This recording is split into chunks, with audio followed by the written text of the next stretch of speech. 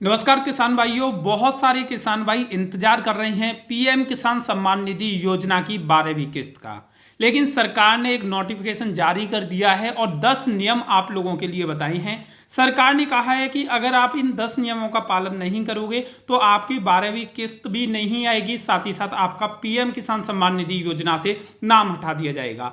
आज की वीडियो में हम आपको ये 10 नियमों के बारे में बताने वाले हैं जो सरकार ने जारी किए हैं। अगर आप इन नियमों के अंतर्गत आते हो तो आप पीएम किसान सम्मान निधि का 1 रुपया भी नहीं ले सकते और आपका पीएम किसान सम्मान निधि योजना से नाम भी हटा दिया जाएगा। लिस्ट से नाम आपका हट जाएगा तो आपको भविष्य में भी कोई भी लाभ नहीं मिलेगा। तो दोस्तों इस 10 नियम को बताएंगे, साथ ही साथ आपको बताएंगे कि पीएम किसान सम्मान निधि योजना की 12वीं किस्त कब आएगी और जो लोग इन 10 नियमों का पालन नहीं करेंगे तो उन्होंने जब से लेके अब तक जितना भी पैसा पीएम किसान सम्मान निधि योजना से लिया है वो सारा के सारा पैसा सरकार को वापस करना होगा और किस तरीके से वापस करना होगा उसकी जानकारी आज की इस वीडियो में हम आपको देने वाले हैं। आपको नोटिस भी जारी होगा, कैसे होगा उसकी भी पूरी जानकारी देंगे। तो इस वीडियो को शुरू करने से पहले आप लोगों से एक निवेदन करना चाहूंगा कि इस वीडियो को पहले ही लाइक कर दीजिए और शेयर बटन पर क्लिक करके ज्यादा से ज्यादा किसान भाइयों तक इस वीडियो को पहुंचा दीजिए, जिससे ज्यादा से ज्यादा किसान भाइयों को ये जानकारी मिल पाए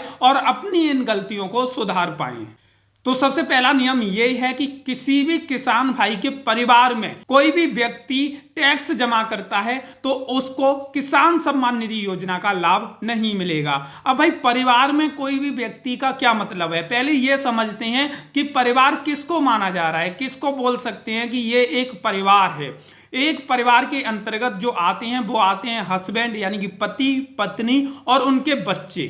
ये एक फैमिली होती है, ये एक परिवार होता है। अगर इनमें से कोई भी व्यक्ति टैक्स देता है तो उनमें से कोई भी पीएम किसान सम्मान निधि योजना का लाभ लेने का अधिकारी नहीं है, किसी को भी लाभ नहीं मिलेगा। चाहे आपका बच्चा टैक्स भर रहा है, चाहे आप भर रहे हो, चाहे आपकी बीवी भर रही है, तो परिवार का कोई भी व्यक्ति, एक भी व्यक्ति अगर टैक्स भर रहा है तो पीएम किसान सम्मान निधि योजना का लाभ उन लोगों को नहीं मिलेगा। दूसरी कंडीशन सरकार ने बनाई है कि जिन व्यक्तियों के पास कृषि योग्य जमीन नहीं है वो लोग भी पीएम किसान सम्मान निधि योजना का लाभ नहीं ले सकते। अब बहुत सारे लोग ये कहेंगे कि हम कैसे पता लगाएं हमारी जमीन कृषि योग्य जमीन है या नहीं, क्योंकि जिनकी जमीन कृषि योग्य नहीं है उनको पीएम किसान सम्मान निधि योजना का लाभ नहीं दिया जाएगा।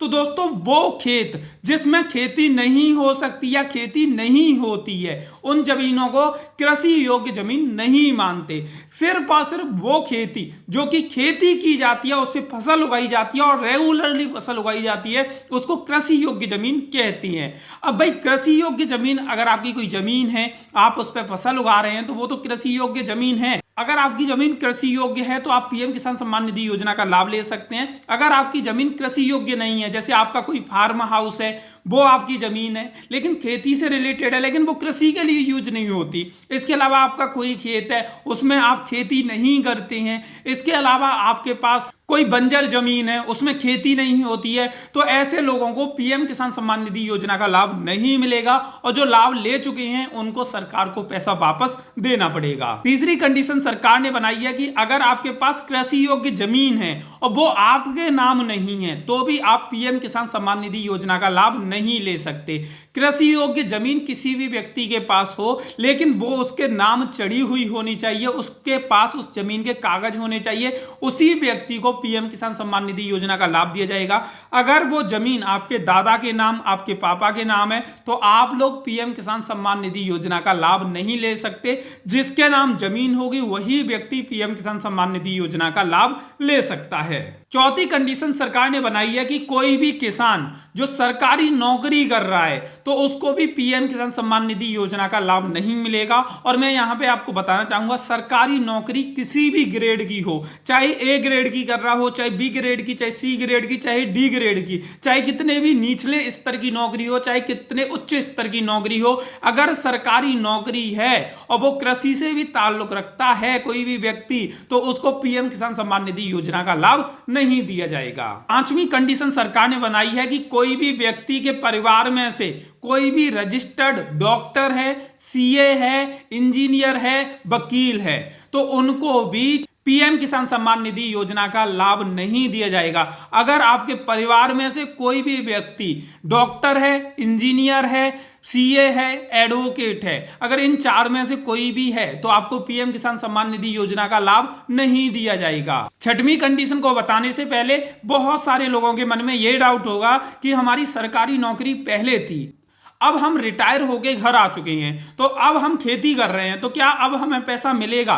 तो दोस्तों मैं आपको बताना चाहूंगा कि जितने भी किसान भाई सरकारी नौकरी पहले कर रहे थे, अब सरकारी नौकरी कंप्लीट करके रिटायर होके घर आ गए हैं, तो उनको पेंशन मिलती होगी। अगर आपको 10,000 रुपए से ज्यादा पेंशन मिलती है तो आप पीएम किसान सम्मान निधि योजना के लाभार्थी नहीं हो सकते, आप इसका लाभ नहीं ले सकते। अब बहुत सारे किसान ये कहेंगे कि हम सरकारी नौकरी में तो थे लेकिन रिटायर हो गए, हमें पेंशन नहीं मिल रही, तो क्या हम पीएम किसान सम्मान निधि योजना का लाभ ले सकते हैं? तो जी हां, ऐसे किसान जो सरकारी नौकरी करके आए हैं, अब रिटायर हो चुके हैं और उनको कोई भी सरकार की तरफ से पेंशन नहीं दी जा रही, वो लोग पीएम किसान सम्मान निधि योजना का लाभ ले सकती हैं। लेकिन जिनको 10,000 रुपए से ज्यादा की पेंशन मिल रही है उनको लाभ नहीं मिलेगा। 10,000 से कम पेंशन है तो वो लोग पीएम किसान सम्मान निधि योजना का लाभ ले सकती हैं।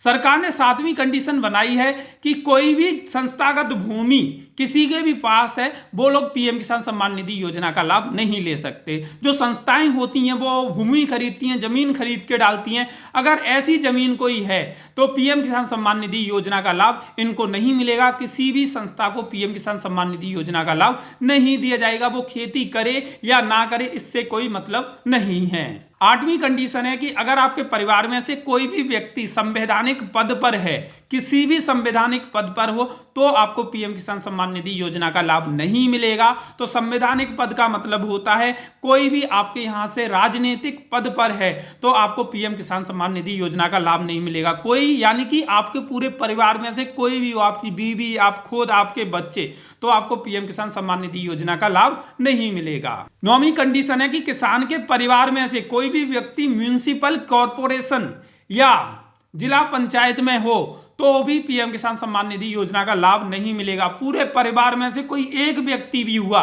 तो आपको पीएम किसान सम्मान निधि योजना का लाभ नहीं दिया जाएगा। 10वीं कंडीशन बताइए, कुछ लोग ऐसे होते हैं जो अपने हुनर के बेस पर पैसा कमाते हैं। सरकार ने कहा है कि ऐसे लोग अगर खेती भी करते हैं लेकिन वर्ष के अंत में वो इतनी कमाई कर लेती हैं कि उनके जो आईटीआर फाइल होता है, इनकम टैक्स भरा जाता है, उसमें टैक्स देता है वो। ऐसी कंडीशन में वो लोग भी पीएम किसान सम्मान निधि योजना के लाभार्थी नहीं रहेंगे, उनको भी पीएम किसान सम्मान निधि योजना का लाभ नहीं मिलेगा। तो ये 10 कंडीशन सरकार की तरफ से बनाई गई हैं। अगर इन 10 कंडीशन में आप आते हो तो आपको पीएम किसान सम्मान निधि योजना का लाभ नहीं मिलेगा। अभी बात करते हैं कि पीएम किसान सम्मान निधि योजना की 12वीं किस्त कब आएगी।